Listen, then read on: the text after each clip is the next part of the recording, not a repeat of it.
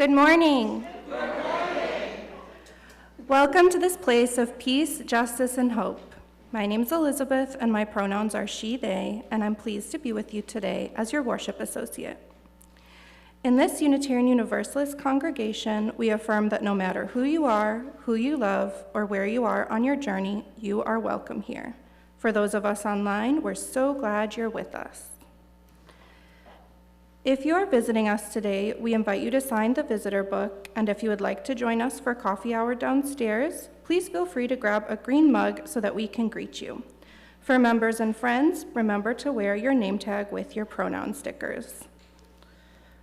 We recognize that individuals of all ages and abilities have different needs during the service. In the living room at the back of the sanctuary, we have a cart of fidgets and drawing supplies.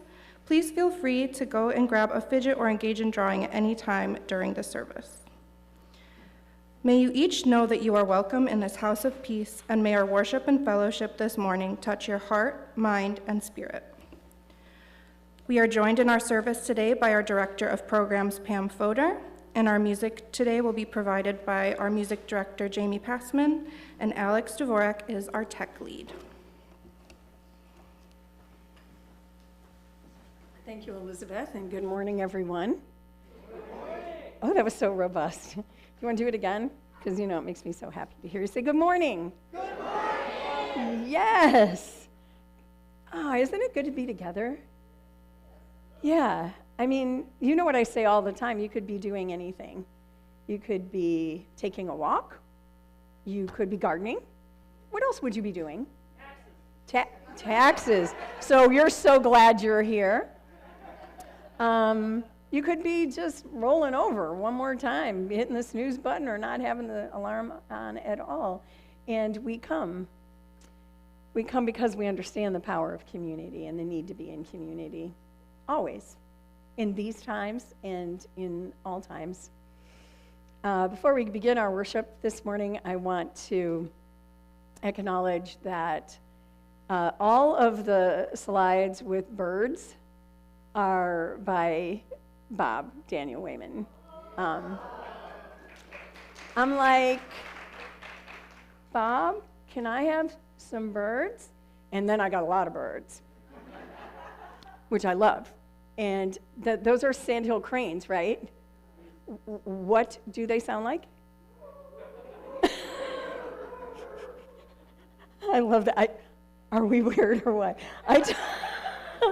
I told my colleagues all about y'all, and then this person in the back. I didn't know who it was, now I do. You want to do it again one more time? You've got this down. Yeah, I wonder if you're going to do it every time you see a sandhill crane. Oh, no. So I invite us into worship this morning with words by Barbara Peskin, Morning Watch.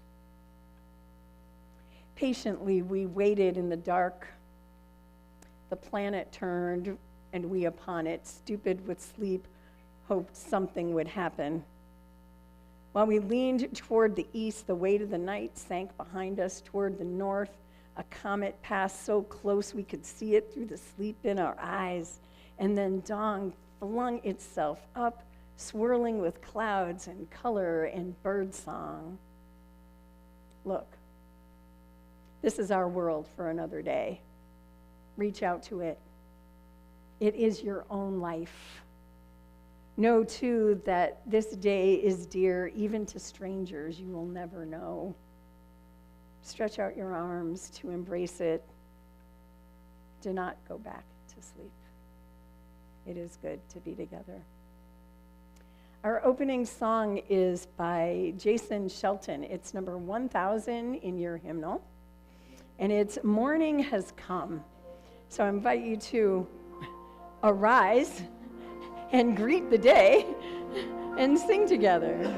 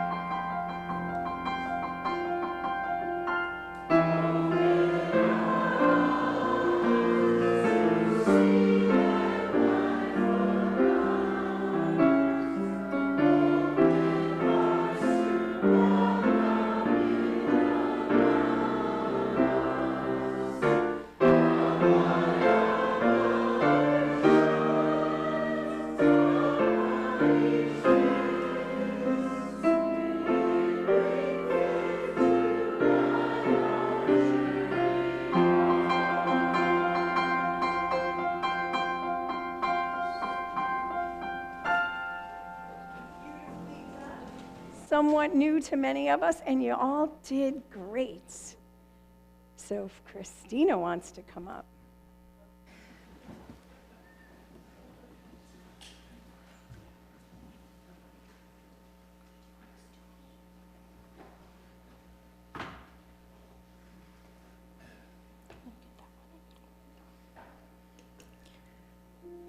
Dear flame, you are so like spring, bringer of light, beacon of hope, symbol of faith. Do you want to blow it out? Thank you, Christina.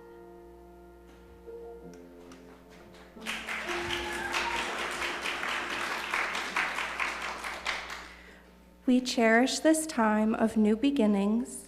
Spring brings fresh possibilities, a moment of balance, new life bursting forth. May the promise of spring reach to all who are in need of rebirth, in need of light, in need of hope. We light this chalice with gratitude for this day.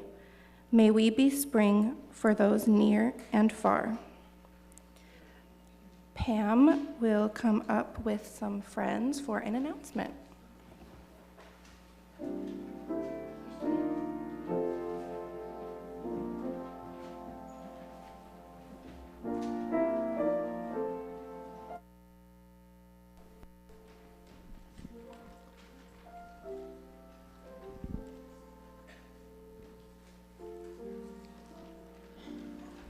We need to prepare.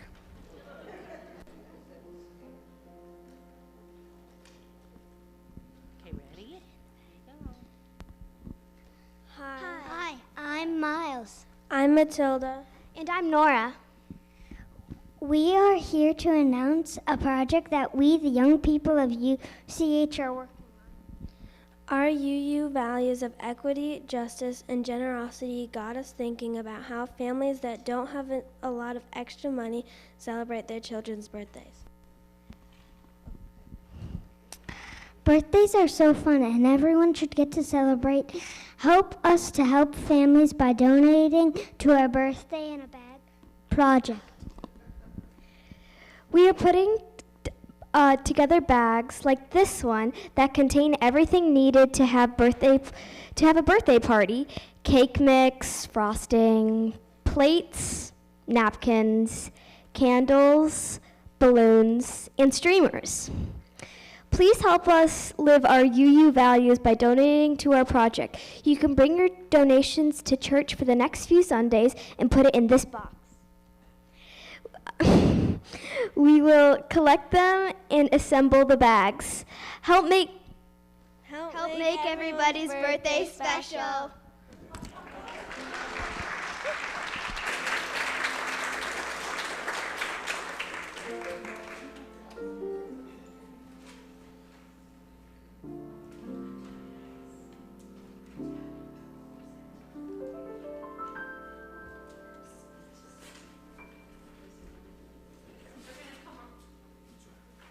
We're going to come around with a flyer to help you remember.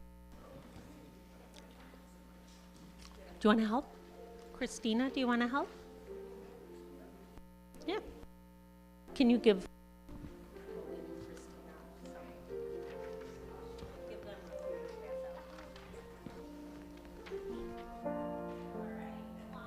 Yeah, I'll invite,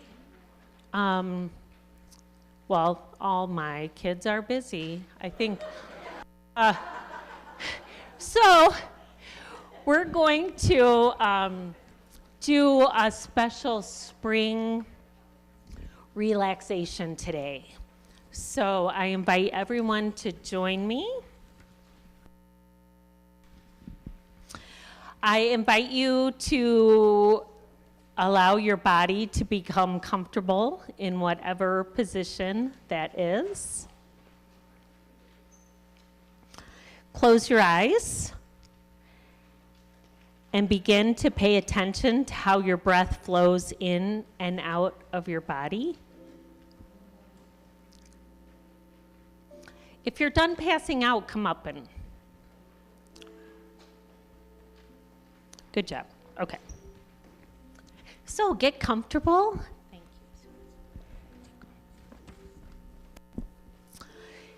you. You can lie down or whatever.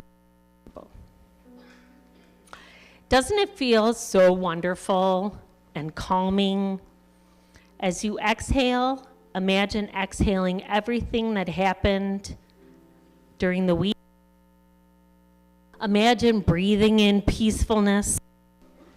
Visualize little bubbles of air conditioning containing relaxation and calm traveling to all parts of your body. You feel calm and peaceful and relaxed. Spring is coming soon. This new and fresh season is a good time to make room for new, wonderful things to happen in your life. Remember that you are growing and changing each day. Every season brings a new you.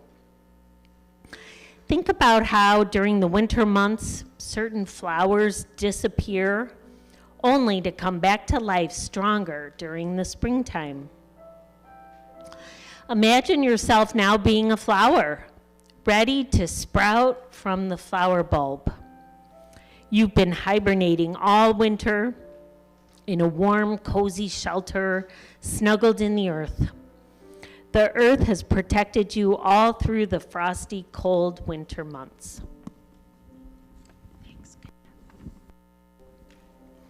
Now, as spring approaches, the rains fall from the heavens and you soak up the water. It renews you and gently wakes you up. Notice how you look forward to feeling the beautiful warmth of the sun once again. Now, you break through the bulb and start to grow into a beautiful, bright, proud flower. This is much how it is like in life. We choose new goals or things to strive for, those which make us feel amazing and good each and every day. We always strive to show the best in ourselves and to be the best we can possibly be. Think about how something new that you'd like to do or achieve, or something you'd like to improve upon right now. What is it that you'd like to be able to do better? Focus on that for a moment. Imagine yourself growing and learning and become better at that exact thing. See yourself being good at whatever it is that you wish to do. See it in your mind as already being real and true. See all the colors and everyone who loves you surrounding you and cheering you on. You're so proud of yourself, and everyone else is proud of all you've accomplished.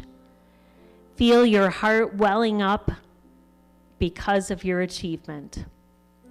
This is what you set your mind to, what you're focused on. Because of your focus and your effort to improve yourself each and every day, and because you believe in yourself, you make it happen. Just as a flower comes back stronger each and every spring, you do too. You've done a beautiful job relaxing and imagining. When you're ready, give your body a big stretch and open your eyes.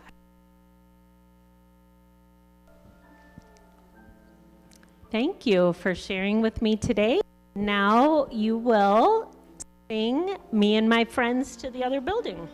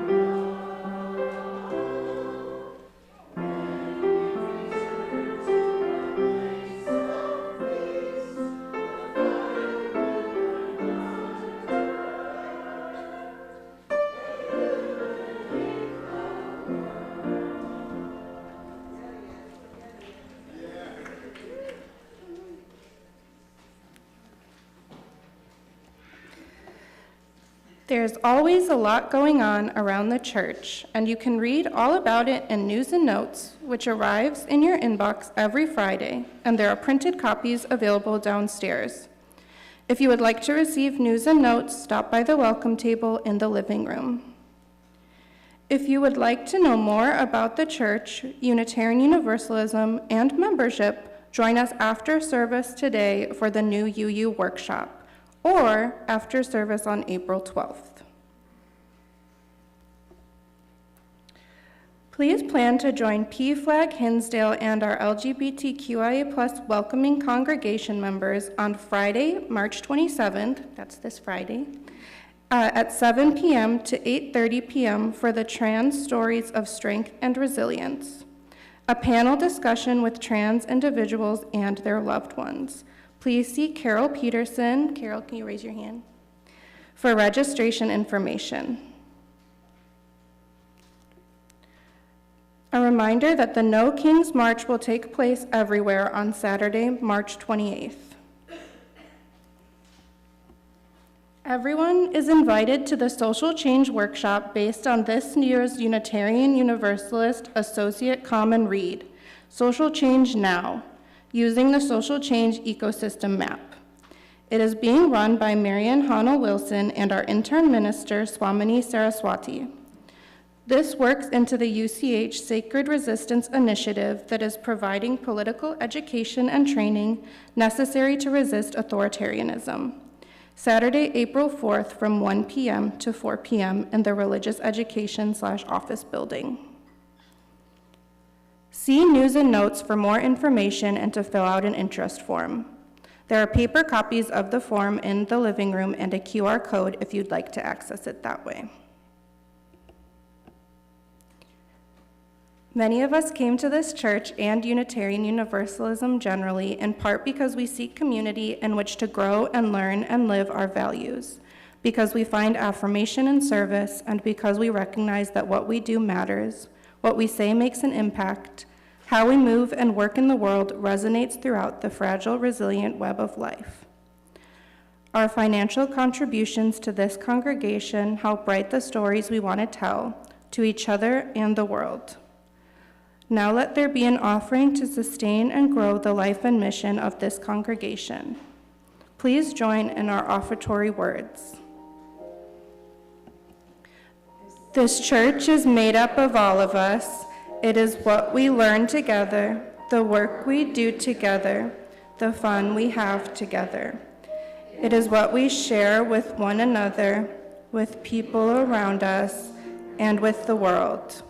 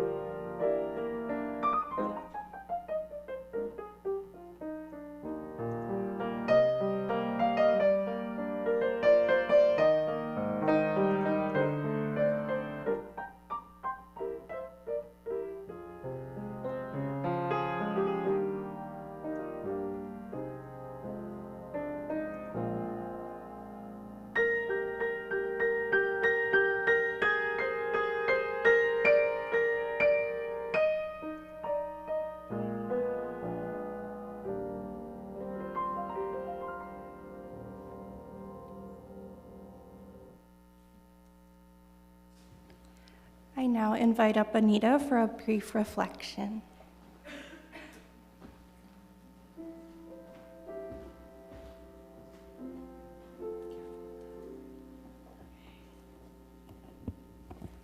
Jamie, you're a mind reader.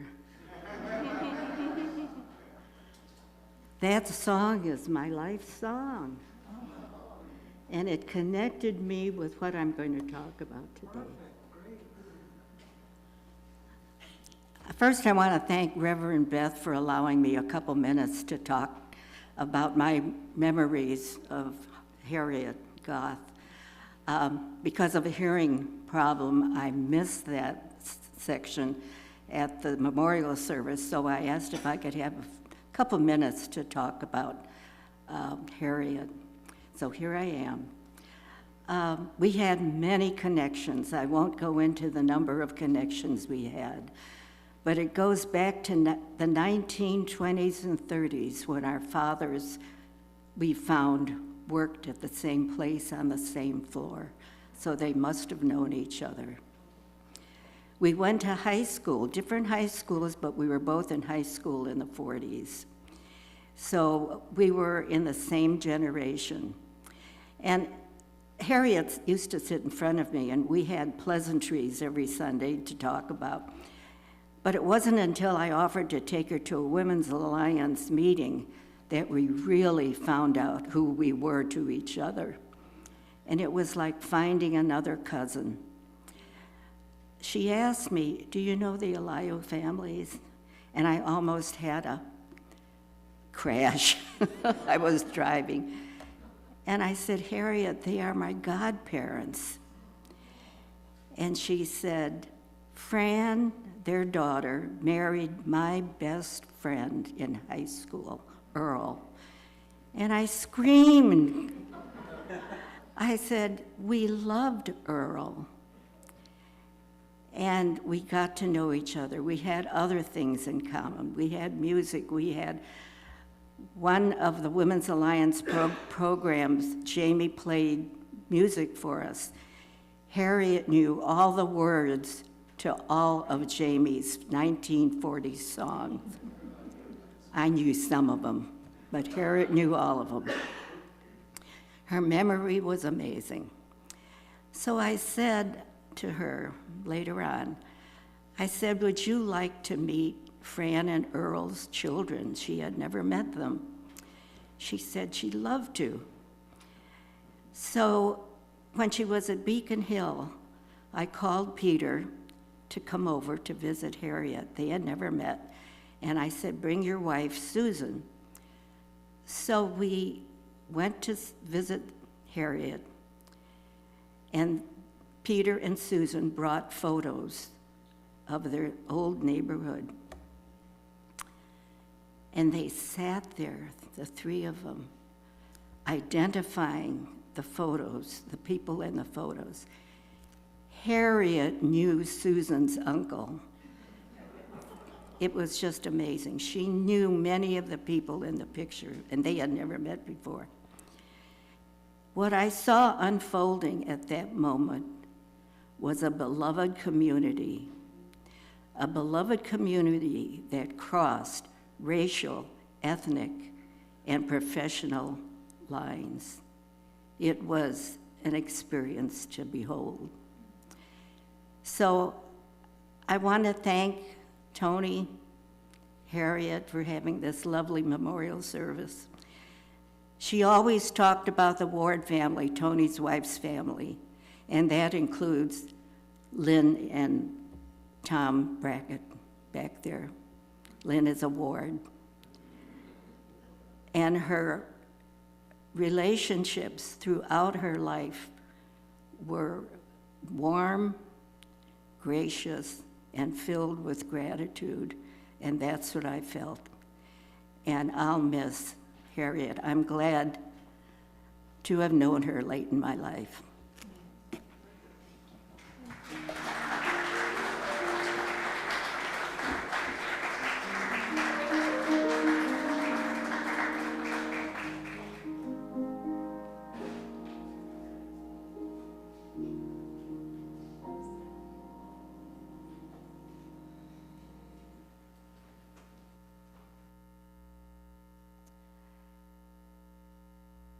There's a concept of synchronicity You know what that is? It's a Jungian concept, and we think about it. It's synchronicities are more than coincidences.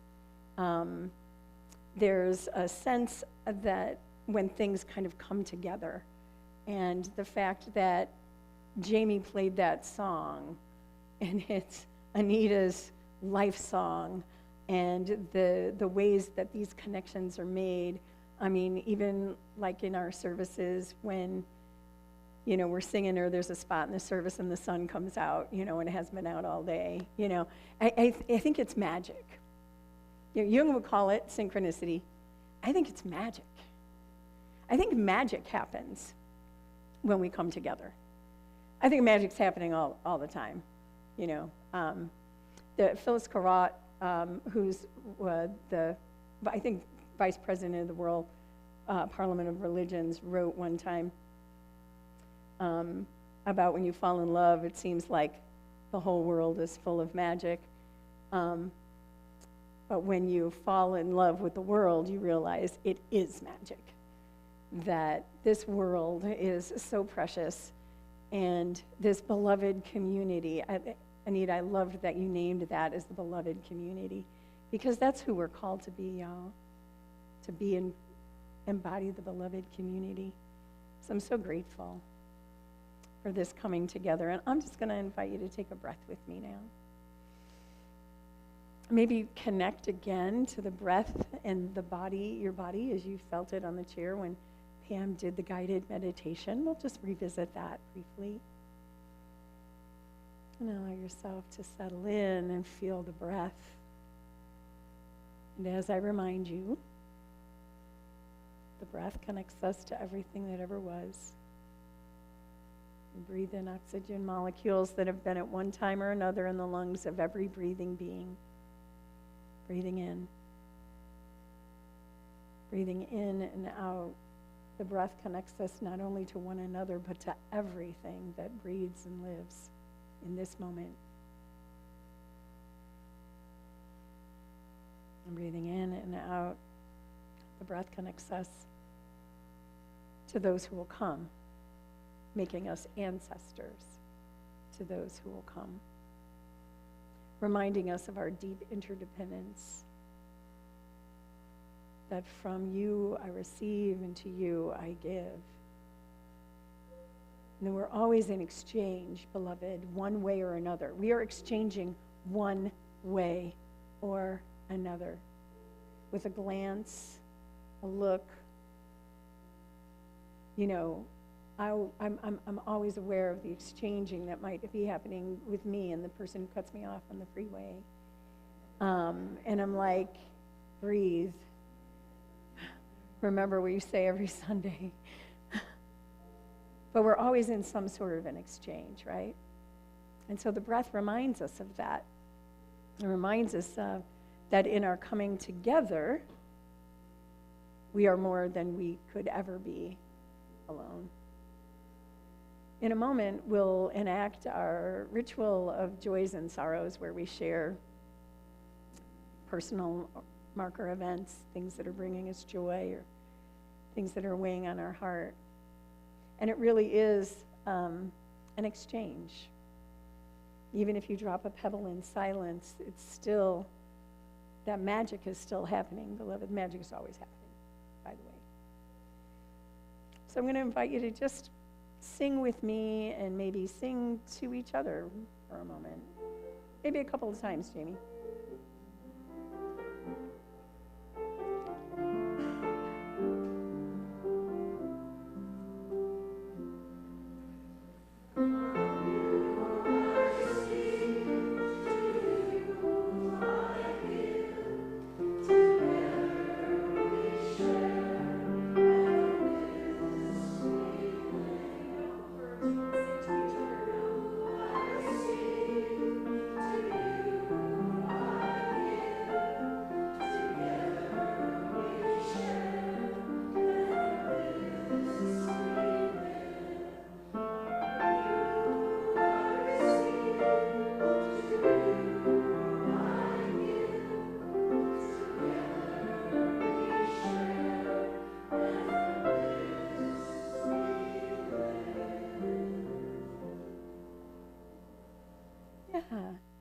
We just went, was that you?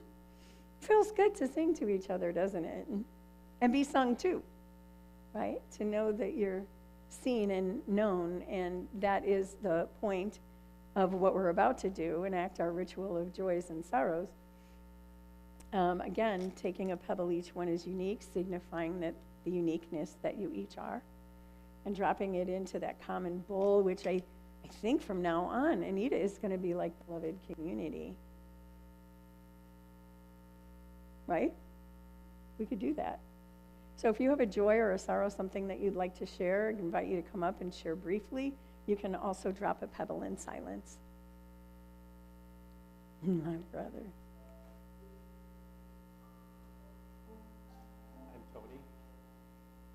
I thank you, everyone, and we celebrated my mother, and it was wonderful.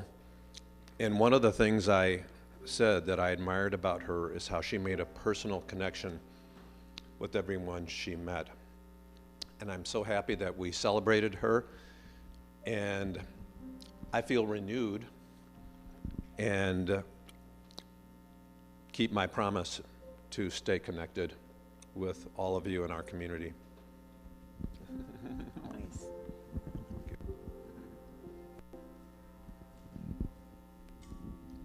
I wasn't going to say anything, but I'm going to anyway. My brother's wife's father passed away on Monday, Charlie, so it's another loss for our family this month.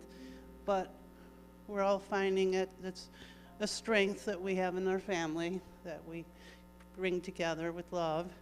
So I will drop the rock.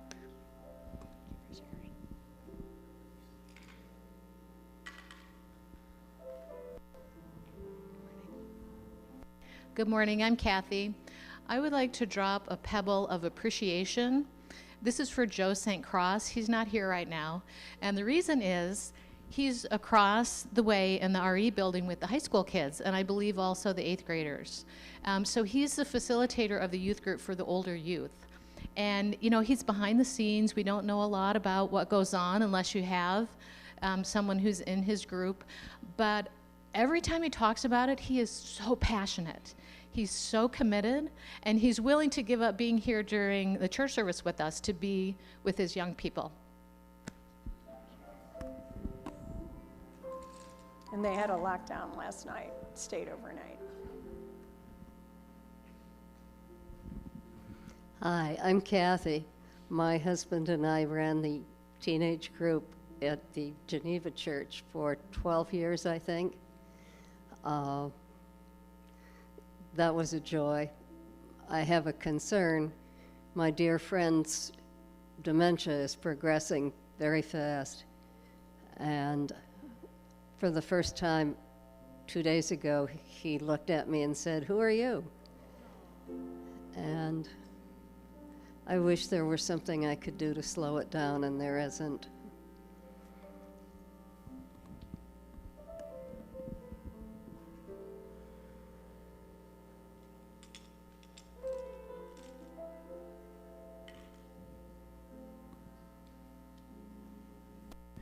Good morning. My name is Jill. I have a few joys and one sorrow to share. First off, celebrate Nancy Neald's birthday was yesterday, a member of our church. So happy birthday, Nancy.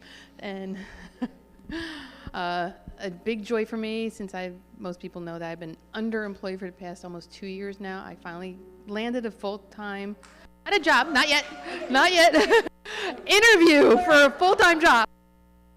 Hold the applause until I get the job. Yep. But I'm asking everybody to send good positive vibes. I'm tired, Jill. I'm tired of fighting with my debt. But that's a joy. There'll be a joy next week, hopefully she's hired. But also, we just moved. Me and my partner moved with my pseudo stepson, Sebastian, who just came out as non-binary. So we bought him a nice flag for the front of our house. But that's a joy. But also the sorrow is someone stole that flag. So so it really broke his heart. So that's the sorrow. But thank you all for the positive vibes for Hire Jill. So thank you. I'll get you another flag. Thank you. We'll get a bunch of flags. Every time they steal it, we'll put it back.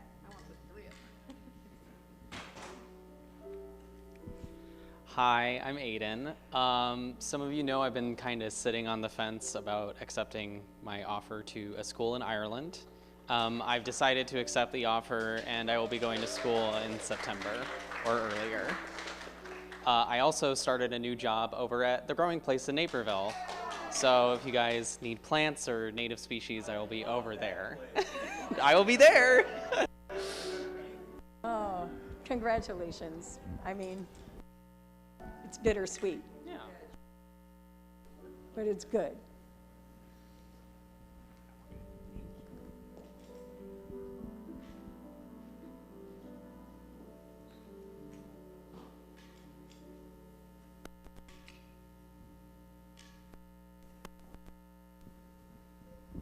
Good morning. My name's Diane. I have a joy. Today is my aunt's 99th birthday, and yesterday we got together with a family and had a party for her, and it was just wonderful to watch her enjoy everybody's attention and all her presents, and it was just wonderful to experience that with her family. I've got one more. I'm sorry, I've got one more. This is a joy, I guess. William Deal was in the hospital and got out on Friday. Nancy Wiles' partner. So this is a pebble for him. Thank you. Thank you.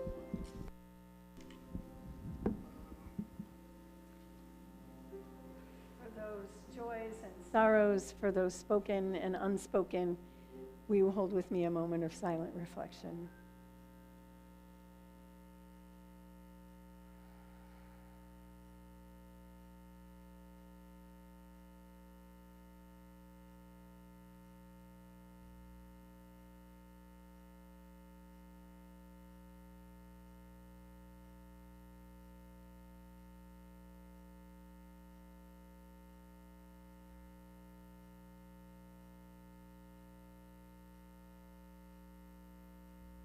Spirit of life, Spirit of love, Holy One moving in, through, and among us in our joys and our sorrows, in anticipation, sometimes in dread. We know that we're held. We're held by a love that will not let us go, will not let us off, will not let us down. Spirit, we pray for everyone who's shared and those who haven't, for those who are affected by war, illness. We hold in our hearts those, too, who have things to celebrate, who revive spring in themselves and in our world. As we move from this sacred time, we move with the assurance that we are not alone, that beloved community holds us, washes us, fills us, holds us up. And you, beloved, know this. You are always and everywhere held in love and mystery deeper than you can know. We gather to remember who and whose we are and to pay attention to the singing and to the joy around us.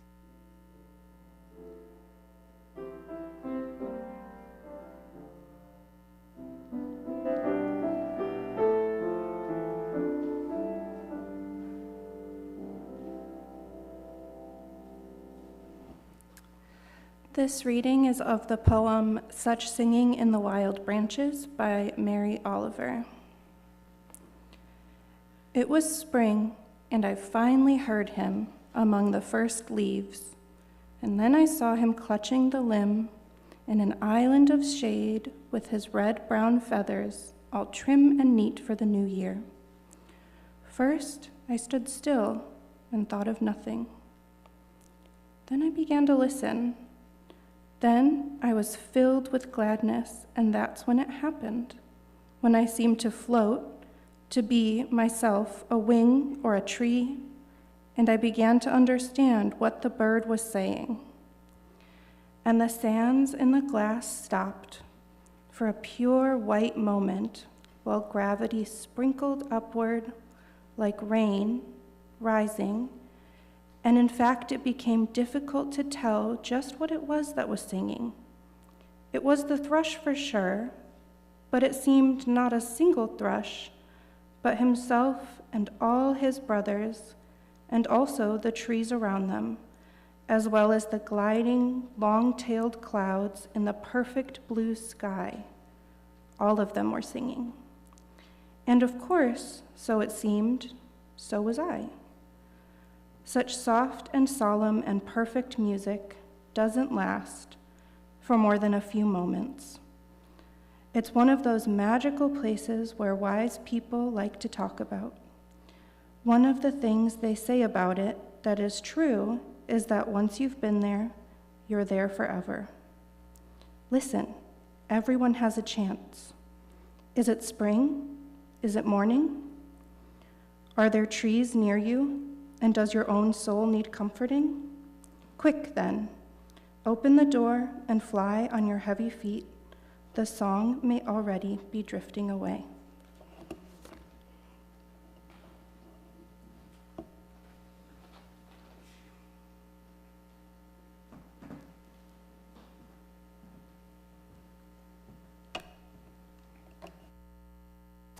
Has that happened to you? Has it happened that you could feel yourself connected to the bird that's singing, to the flower that's bursting,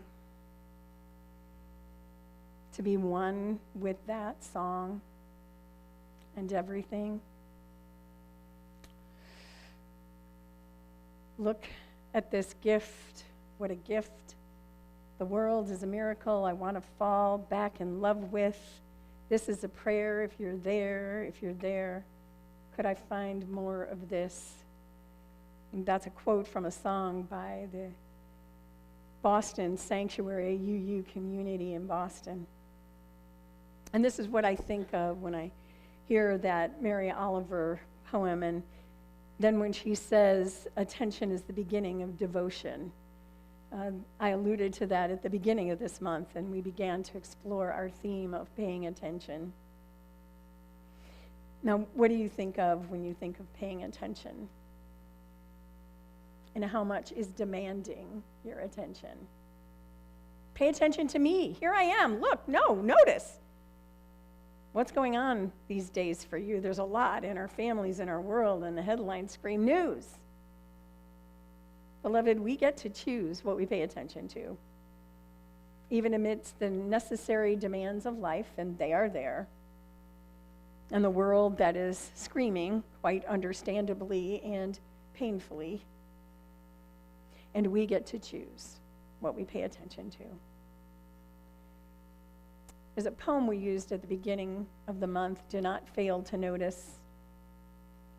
Similar to Mary Oliver's poem, do not fail to be surprised by the catching of your breath and the quickening of your heart, the fullness of your eyes wide and suddenly awake with awe. Here is a place filled with wonder, that still there might be something new born today, that we might be born anew today. Do not fail to notice the changing, the life full and abundant already beginning. In this time of spring, the full life and abundance is already here, right? You can see it, right? The little buds, besides the cranes, the buds. A bunny sat in my yard like for hours yesterday, just chewing the grass, and Oni, my cat, just sat there watching. It was delightful. And then I heard a red-winged blackbird. And I heard the cranes again. I love the way my cat teachers over the years, and now my Oni, pay attention. Not necessarily to me, but to things that I can't see or only glimpse out of the corner of my eye and may be gone as I turn my gaze. I always try and follow my cat's eyes. I love how they see things I can't see, notice things. Dogs, too, kind of. Sorry, dog lovers. I'm looking at my dog, people. They pay attention to things. They do. And paying so close attention and being so tuned in that they sense illness and anticipate needs. I wonder what it is that they see, feel as they pay attention. Many years ago, I was making the bed, and I noticed that my Lil, my dearly beloved soulmate cat of blessed memory, was staring intently at something in the vicinity of the baseboard near the sliding screen door. Was not sure if she was meditating, which cats frequently do, or if she had her eye on something interesting, which cats frequently do. I lowered myself to the floor next to her and began to scan the portion of the wall and the floor and the door at which she was staring, trying to locate the object of her rapt attention. Just as I was beginning to think that it was a meditative state, a trance state, in which case she was seeing things beyond my capacity, I saw what held her so still and what fascinated her. In the very corner of the wall, where the molding meets the edge of the strip where the screen door begins, there they were. 2 tiny dancing spiders. Trigger warning for people who are afraid of spiders. I love them. These 2 spiders were engaged in a lively dance in which one spider seemed to chase the other and then stop right next to it. They would sit still for a moment, and then, as quick as could be, the spider that was chased became the chaser. They zipped around and turned and chased with the most amazing speed.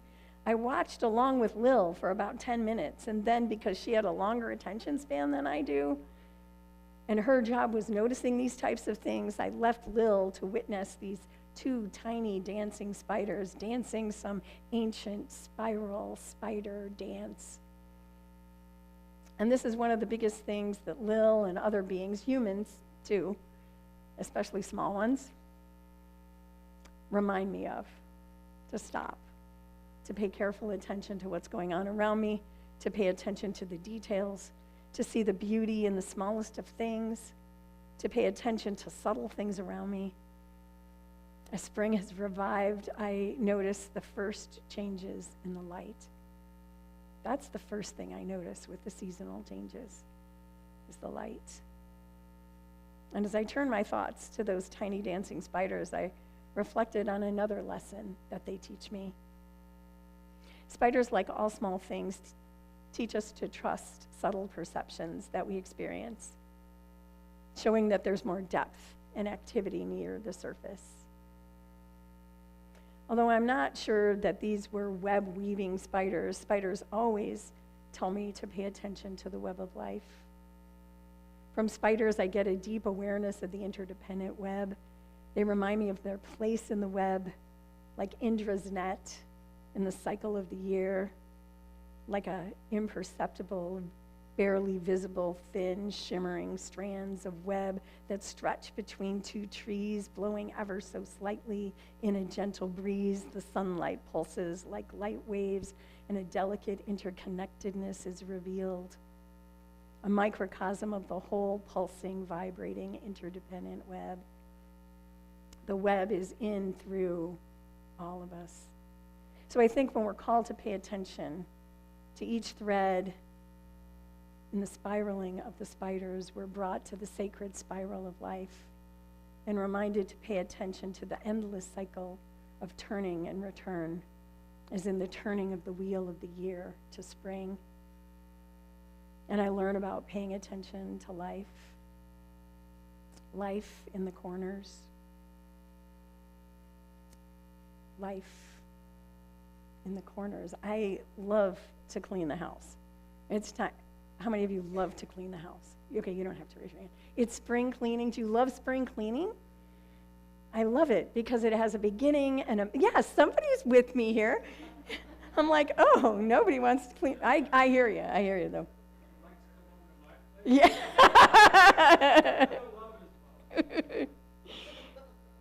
You know, here's why I love it, because there's a beginning, a middle, and an end. Despite the fact we know that housework is never done, and that's another subject, but I can immediately see the fruits of my labors. The tables are dust-free, the mirrors shine, the bathrooms glisten, and the floors. The floors. That's where I really see the difference. The wood floors are free of dust, those dust bunny tufts of cat hair, and the little pieces of paper that my girl Oni carried around during the week, and the little pieces of litter that she tracks around the house. And no spot gets by me. For only a few hours of work, there's such satisfaction.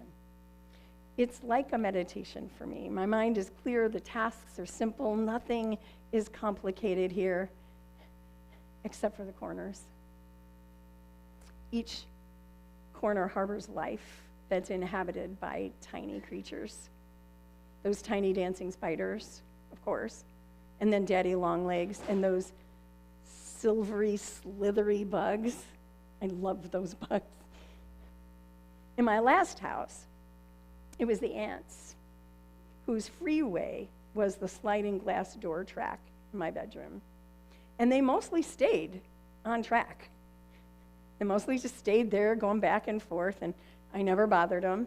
Lil watched them. And then again, so did Jack and Neo and Ms. B and Mr. T and all of them. There's a lot. And it wasn't bad on the days when I swept. It's a big cleaning day when I vacuum, and that's when it's fraught with danger. And I'm careful around the corners. I see the little ones scurry away as I get near. I try to vacuum carefully so that no little one gets sucked up. Sometimes they run in the wrong direction, and I'm not quick enough, and in a split second, it's too late. No matter how mindful I am, some days I suck up life in an instant. I beg forgiveness. Sometimes I think I should avoid the corners altogether. There's life in the corners and around the corner. Sometimes, no matter how careful we attempt to be, we do things, we do harm, and then we ask forgiveness. There's life in the corners, and I pay attention, like the poet reminded us to step outside, to hurry, to notice. Because even sometimes as we walk away, it's fading. In one of my sacred texts, The Color Purple, Alice Walker is telling about her character, Shug, who's talking to Seeley. And she says, she's talking about her move away from the old white man. She says, her changing notions of God. My first move from the old white man was first trees, then birds, and then other people. And I knew if I cut a tree, my arm would bleed. And when it happened, I laughed and I cried and I run all over the house. Because when it happens, you can't miss it. I think, and later on in that same chapter, she talks about noticing things. And noticing what? The color purple. It's the book it's from. And she says, yeah, I think it pisses God off if you walk by the color purple and don't notice. I think of attentiveness in the terms of the time that we're in right now, the time of awakening and new beginnings, as the sky lightens the little tiny buds on the trees, the little tiny buds. And there's little tiny buds on our trees. Have you looked at the little tiny buds and the trees all around you? They start coming out, reviving spring, our sign that the season is changing, the time of turning outward to reflect on the possibilities in front of us, a time of clarity and insight, time of renewal. In this season, as the days are longer, I have a chance to pay attention, we can pay attention to our inner life and our outer life. At 9:40 on Friday, as I stood in Broadview speaking to a new friend, as we were watching ice agents come and go, this young woman and I paused and said, oh, it's the equinox.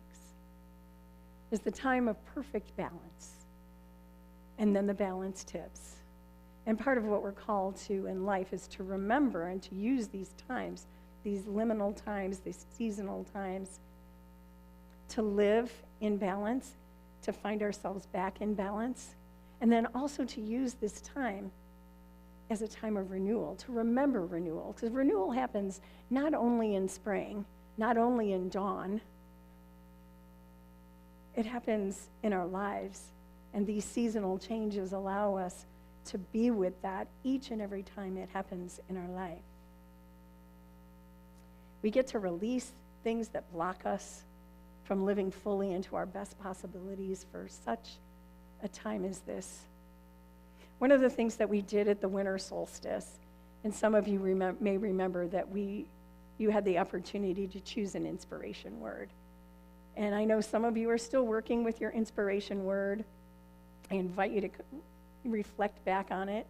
And for those of you who are new or who didn't get a word, it's a practice that I've done for literally decades, where at the winter solstice, the time of rebirth, I offer the opportunity to choose a word that guides me through the year and guides individuals through the year. And this is a perfect time that if you didn't get a word or if you lost your word, which happens sometimes, I have the basket of words that you can come up after the service and get a word.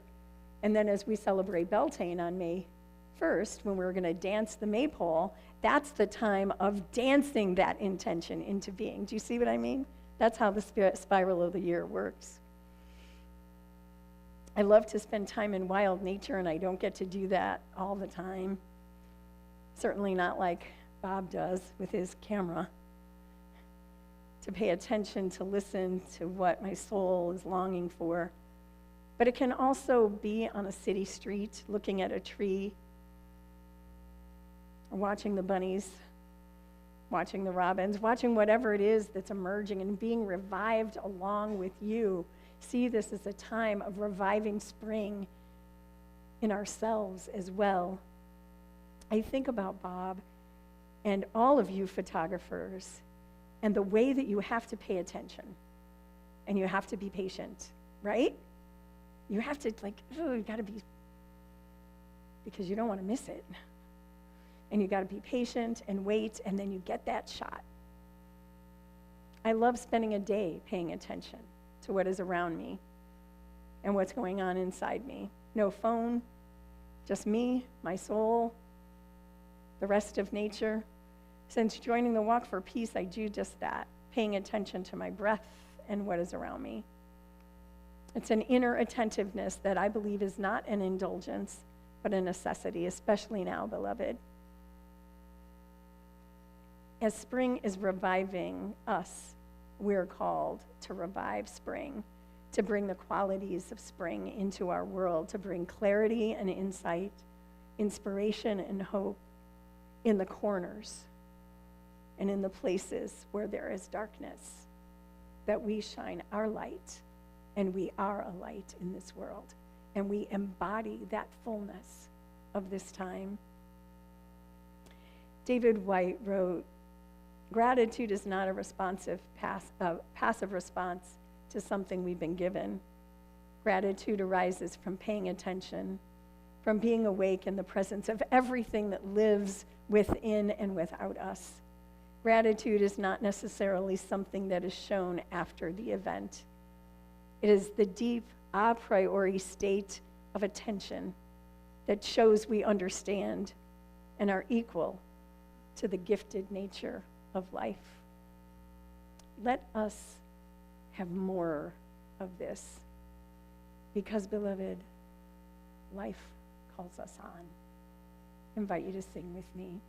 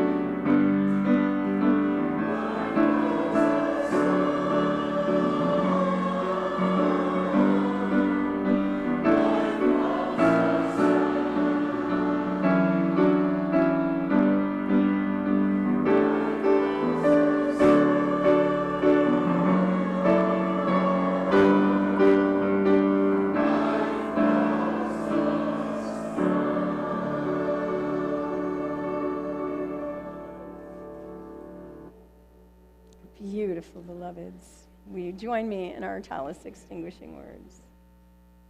We extinguish this flame, but not the light of its truth, the warmth of this community, nor the fire of our commitment.